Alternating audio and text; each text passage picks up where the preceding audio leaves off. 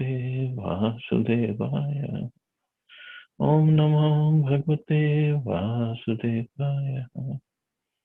Narayanam Namaskritya Naram Chaiva Narottamam Devim Saraswatim Vyasam Tato Jayamudiriye Nashtaprayeshu Bhadreshu Nityam Bhagavata Sevaya Bhagavati Uttam Shloke Bhaktir Bhavati Naishtiki. So continuing with the discussion on Srimad Bhagavatam, Canto 3, Chapter 9, Brahma's Prayers for Creative Energy, text number 18 onwards. So Brahma is further praying to Garbhodaksha Vishnu. Yasmad bibhemi aham api dviparardha dhishnyam adhyasita sakalalo namaskritam yat tepe tapo bahusavo avrurut samanas Tasmai namo bhagavate adimakhaya tubhyam. Your Lordship, I offer my respectful obeisances unto you, who are indefatigable, time, and the enjoyer of all sacrifices. Although I am situated in an abode which will continue to exist for a time duration of 2 pararthas, although I am the leader of all of the planets in the universe, and although I have undergone many, many years of penance for self-realization, still I offer my respects unto you. Brahma is the greatest personality in the universe because he has the longest duration of life. He is the most respectable personality because of his penance, um, because of his penance, influence, prestige, etc. And still he has to offer his respectful obeisances unto the Lord. Therefore, it is incumbent upon all others who are far, far below the standard of Brahma to do as he did and offer respects as a matter of duty. So Brahmaji said, I live for 2 parardhas, 2 parardha. So in the word-to-word meaning, Prabhupada has given the meaning of 1 parardha. So dviparardha. Dviparardha means Brahmaji one day is 43 billion 43 billion days according to our calculation. Years according to our calculation. Times 2 because that's long is night. Times 30 that's 1 month. Times 12 that is 1 year. And then times 100. So this whole calculation comes out to 311 trillion 40 billion years. And Brahmaji is telling him that although I live for such a long duration, but I offer respectful obeisances unto you because you are indefatigable time, means one who cannot be defeated. That kind of time you are. Although I live for a long time, according to earthly calculation, but according to his calculation, it's only 100 years. So, but Lord is eternal. Lord is time himself, and nobody can win against time. So this is what Brahmaji is saying, and then I also pay respectful obeisances unto you. Teryang manusya vibudhadishu jivayoneshu atme chayatmakrit setu paripsayah reme nirasta vishayo api avaruddha dehamus tasmai namo bhagavate purushottamaya. O my Lord, by your own will, you appear in the various species of living entities, among animals lower than human beings, as well as among the demigods, to perform your transcendental pastimes. You're not affected by material contamination. You come just to fulfill the obligation of your own principles of religion, and therefore, O Supreme Personality, I offer my obeisances unto you for manifesting such different forms. The Lord's incarnations in different species of life are all transcendental. Even if he appears as a pig or a boar, as Varadev, or in the form of a fish, or any other form he appears, they're all transcendental. He appears as a human being in his incarnations of Krishna, Ram, etc. But he's not a human being. He's not a human being like us. Anyone who mistakes him for an ordinary human being is certainly not very intelligent, as confirmed in the Bhagavad Gita. Avajananti mam muda manushim tanum ashritam. The same principle is applicable when he appears as a hog or fish incarnations. They are all transcendental forms of the Lord and are manifested under certain necessities of his own pleasure and pastimes. So different pastimes, different requirements at different times, he appears in those forms. Although those forms are eternal, they have their own Vaikuntha Loka. But here he appears because of the necessity or because of the requirement. Such manifestation of the transcendental forms of the Lord are accepted by him mostly to enliven his devotees. All his incarnations are manifested whenever there is a need to deliver his devotees and maintain his own principles. So whenever there is a need to deliver his devotees and maintain his own principles, he appears in that kind of form. Yo avidyaya anupahato api dasharda vrittya nidramu vah jathari krit lokayatraha antarjale ahi kashi pusparshanukulam bhimormi malini janasya sukham vibrinvan.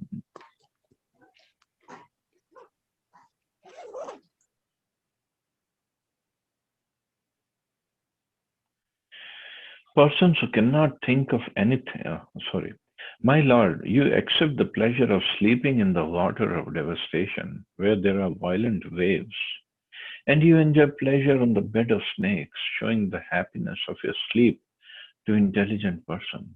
At that time, all the universal planets are stationed within your abdomen. Persons who cannot think of anything beyond the limit of their own power are like the frogs in a well who cannot imagine the length and breadth of the great Pacific Ocean. Such people take it as legendary when they hear that the Supreme Lord is lying on his bed with the great ocean of the universe, within the great ocean of the universe. They are surprised that one can lie down within water and sleep very happily. But a little intelligence can mitigate this foolish astonishment. There are many living entities within the bed of the ocean who also enjoy the material bodily activities of eating, sleeping, defending, and mating. If such insignificant living entities can enjoy life within the water, why can the Supreme Lord, who is all powerful, sleep on the cool body of a serpent and enjoy in the turmoil of violent ocean waves? The distinction of the Lord is that his activities are all transcendental, and he is able to do anything and everything without being deterred by limitations of time and space. He can enjoy his transcendental happiness regardless of material conditions. So Brahmaji is saying in this Garbhodak Sagar, there are so many violent waves, and you still sleep peacefully on the bed of Sheshnag, and he is paying respectful obeisances unto that Lord. So Garbhodaksha Vishnu, he lies down happily and sleeps. He's in Yoga Nidra. He's not in Nidra like we do. We sleep and we forget everything. And we have to have everything comfortable in our room before we can go to sleep. But the Lord lies down on the bed of Anshesha in this great material ocean, which is Garbhodak Sagar, and which the waves are there. So the bed must be moving But the Lord lies down happily and he just closes his eyes.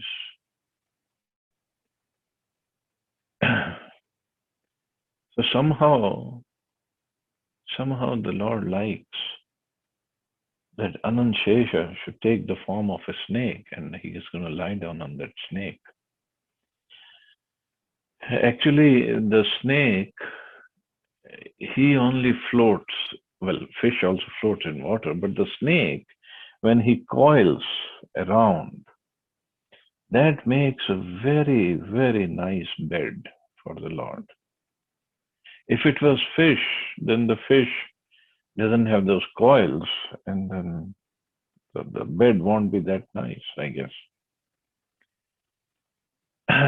So when Krishna was performing his pastimes, and the day when he had to when he was playing with his friends at the banks of Yamuna, and the ball goes in water in that Daha, Kalia Daha, and Kalia was there, and Krishna had to chastise Kalia. So he went inside water, and Kalia saw him. Kalia tried to bite him, but Krishna is Krishna. Krishna kept on jumping and moving around so fast. Kalia got entangled in his own coils, and still he was with his thousand hoods. He was trying to bite Krishna. Somehow he wanted to kill. But Krishna came out of Yamuna and he was jumping on the hoods of Kalia. First he was jumping, and with this jumping around, the poison of Kalia came out, and then the blood came out. And Kalia surrendered to Krishna. Balramji, that time, he did not go inside water. He was busy keeping everybody from jumping in Yamuna at that time, especially Nand Baba and Yashoda Maya. Acha. So he was trying to keep everybody out of water. And Balramji was actually looking at Kalia and Krishna. Krishna was having fun. And Balramji was thinking, Krishna doesn't do these kind of pastimes on me, on my hoods, when he lies down on me as Anand Shesha. And he was really wondering the good fortune of Kalia. And Krishna is Krishna. Krishna being the supreme personality of God. Although he was jumping on the Kalia's hoods and he was subduing them. And later when Kalia subdued, Krishna took out his flute and he danced on the hoods of Kalia. And he danced so wonderfully that even Lord Shiva showed up and he paid his obeisances. And he said, "You are the real Nataraj. I am not. You're the real dancer." So many other things happened afterwards. But even Balramji was thinking, he doesn't jump on me. Whenever he is there, he just sleeps on my coils. But that's Krishna. Wherever he wants to enjoy, he enjoys. Text 21. Yannabhi padma bhavanad aham asamidya lokatreyopakarno yadanugrihena tasmai namast udarastha bhavai yoga nidravasana viksan nalinekshanaya. O object of my worship, I am born from the house of a lotus navel for the purpose of creating the universe by your mercy. All these planets of the universe were stationed within your transcendental abdomen while you were enjoying sleep. Now your sleep having ended, your eyes are open like the blossoming lotuses in the morning. Brahmaji is teaching us the beginning of Archana regulations from morning 4 o'clock to night 10 o'clock. Early in the morning, the devotee has to rise from his bed and pray to the Lord and check his WhatsApp and Facebook messages. No, that was not there. So just to rise from the bed and pray to the Lord. And there are other regulative principles for offering Mangla Aarti daily early in the morning. Foolish non-devotees not understanding the importance of Archana criticize the regulative principles, but they have no eyes to see that the Lord also sleeps by his own will. The impersonal conception of the Supreme is so detrimental to the path of devotional service that it is very difficult to associate with the stubborn non devotees who always think in terms of material conceptions. Actually, somewhere or other, we also have this some part, if not fully, the impersonal concept of life, because sometimes or many times some doubts come in our heart. How is it possible? How can Krishna do that? This must be some allegorical stories only. It cannot be true. So we have to set aside those doubts, thinking, because we think that, oh, it's not humanly possible. So how is it that Krishna can do? Krishna can do anything and everything. And see, Brahmaji is praying to the Lord. Lord also goes to sleep, although his sleep is yoga nidra. It's not out of mode of ignorance. He sleeps. So there's a huge difference. But he also sleeps. He also takes rest. So he's a person. And look at the Archana or deity worship standards that Prabhupada gave us. Of course, it's all given in Hari Bhakti Vilas. He took it from the scriptures and he gave us. And they're so wonderful. 4:30, there will be Mangla Aarti in the temple. But before 4:30, the pujaris, their duties start at 3:30 actually. They wake up the deities, they feed him some milk sweets in the morning, early morning, before the darshan opens, before 4:30. So Lord is already up. And when they wake him up, they gave him toothbrush, not the plastic toothbrush. It's a neem datun or some other datun.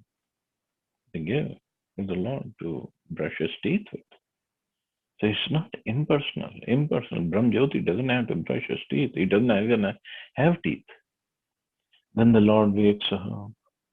Or if you go to Jagannath Puri, every morning they have these twigs of bakul tree, which they had offered to the Lord in the night before, and those twigs are found chewed at one end every day. Or if you go to Seva Kunj or Nidhivan in Vrindavan, so they leave this pan and laddu and some datun for the Lord at night, and every morning the datun is chewed on one side and pan is half eaten, laddu is half eaten. So you can go and see yourself. You can get the prasadam from the pujariji also. So the Lord is a person. He's not a person like us, but he's a person. And then like in ISKCON temple, so 4:30 Mangla Aarti, then different Aartis, and 5:15 to 7:15 is deities Abhishek. Abhishek, or not Abhishek, dressing of the deities. So behind the curtain, so many things go on. The Utsamurti is getting Abhishekam bathed, the Shaligram Shilas are getting bathed, and they're getting dressed, and the main Lord is deity are getting dressed. And getting dressed means it's a person. How can we put dress on Brahm Jyoti or even universal form? We were talking about universal form. There's no way. And then there is an arti. Then there is a bhoga offering for the Lord. Wonderful breakfast prasadam. Then again there is little arti. Then the darshan remains open till noon, Rajbhog time. Then wonderful, sumptuous feast is offered. Rajbhog time. Rajbhog, that was called Rajbhog. It's like a king. He eats like a king in the afternoon. And then there is a arti. Then he goes to sleep. He takes rest from 1 to 4 o'clock every day. And then again the pujari goes in. Then he again wakes him up. He again offers him something to eat. Again arti. Again some more bhogas. Then again arti. So many, 7 times artis and 6 times bhogas every day. That's ISKCON temple, but go to Jagannath Puri, he takes Chappan Bhoga every day. So it's because the Lord is a person and we serve him according to the scriptures, but howsoever it is given in the scriptures. Now the impersonalists or the people who have no faith, they doubt, they ask questions. Have you seen the Lord eating? Why do you offer him so many items? Well, Lord, if he wants to eat, he can eat a whole mountain, just like as Govardhan he ate. But we follow the scriptures. So according to scriptures, when we offer him with love and devotion, first we cook it with love and devotion, then we offer it to him. He accepts it. One has to have faith that he really accepts. If we are at that level, he can really come and eat it also, physically, just like we do. But in the beginning, we have to go with the faith. So that's where the difference is between personalists and impersonalists. The impersonalists always think backwards. They think that because there is form in the matter, spirit should be formless. Because in matter there is sleep, in spirit there cannot be sleep. But that's their illogic. And because the sleeping of the deity is accepted in Archana worship, the Archana is Maya. All these thoughts are basically material. To think either positively or negatively is still thinking materially. Knowledge accepted from the superior source of the Vedas is a standard. Here in these verses of the Srimad Bhagavatam, we find that Archana is recommended. Before Brahma took up the task of creation, he found the Lord sleeping on the serpent bed in the waves of the water of devastation. Therefore, sleeping exists in the internal potency of the Lord. And this is not denied by pure devotees of the Lord like Brahma and his disciplic succession. It is clearly said here that the Lord slept very happily within the violent waves of the water, manifesting thereby that he is able to do anything and everything by his transcendental will and not be hampered by any circumstances. So he slept very happily, but he slept. So the sleeping propensity comes from him. That's why we have that propensity. But our propensity is covered over by mode of ignorance or Maya, and therefore we try to sleep more than what we need to be. The Mayavadis cannot think beyond this material experience, and thus he denies the Lord's ability to sleep within the water. His mistake is that he compares the Lord to himself, and that comparison is also material thought. The whole philosophy of the Mayavadi school, based on not this, not that, neti neti, is basically material. Such thought cannot give one the chance to know the Supreme Personality of Godhead as he is. So once we give up this Mayavadi thoughts, give up this doubting mentality, approach the Lord with some faith, and the Lord will reveal. There's no doubt about it and no problem for the Lord to reveal himself to us or reveal his pastimes to us. It's just we have to be ready. So we'll stop here. See anybody has any questions or comments?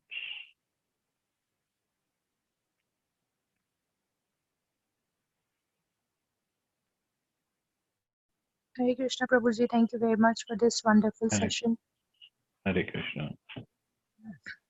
Okay, as you have mentioned about the Brahma Muhurta time, I wanted to know the speciality about, there is 2 time I guess, one is the twilight time also, the evening dawn, that hours. why both the time is called, I mean, one time I got to know now, as you have mentioned, that at the same time Lord also gets up. That is why we need to get up at 4 a.m. This is Well, it's Brahm Muhurat. So Muhurat means auspicious time. Brahm means to do some spiritual activities. So at that time, whatever spiritual activities we do, at least the mind is kind of fresh, and hopefully we haven't checked the WhatsApp, Facebook messages, and so whatever happened night before or before the night, that it was still gone. So we can concentrate better, and the time is also better. It's a time for mode of goodness. So time is better for meditation or for chanting or other spiritual practices. Twilight time in the evening. Actually, three sandhyam it is said, three sandhyas. Like when we do Gayatri, we do it, we're supposed to do it at all the sandhya. Sandhya means the matching or combination of time where the two times meet. So in the morning, afternoon, and in the evening. So twilight or dawn time or dusk, I'm sorry, dusk time. So Sandhya time, it's also considered important for Gayatri and for, because now that the whole day's activities are going to be over and person is going to go take rest after a while. So it's better to perform some bhajan pujan at that time. So he can think of the Lord when he is sleeping. so. Is there any pastime or any speciality behind that time with the Lord, or just that because this is the reason when which you are saying this is what only mentioned? For the dusk time, Yes, evening. yes. Well, Lord's pastimes happen throughout the day. It's called Ashtakaliya Leela, Ashtakal, Okay. or Art Ashtaprahar Leela. But that's his very confidential pastimes with gopis and others. So that we can study when we are a little bit more advanced. Because I don't know, but I was relating to thinking that Lord Narasimha Dev has killed at the same time Yeah, Twilight. that's one pastime. Oh, Um, but there are so many. okay. So morning you mentioned that is the time Lord 1 to 4 till between 1 to 4 Lords. Oh no, that is during afternoon you mentioned. Afternoon. Yeah. Okay, all right. Okay, Prabhuji, thank you very much. Okay, thank you. Any other question or comment? Okay, so we'll stop here. You all have a wonderful day. Hare Krishna. Jai Shri Prabhupada. Hare Krishna.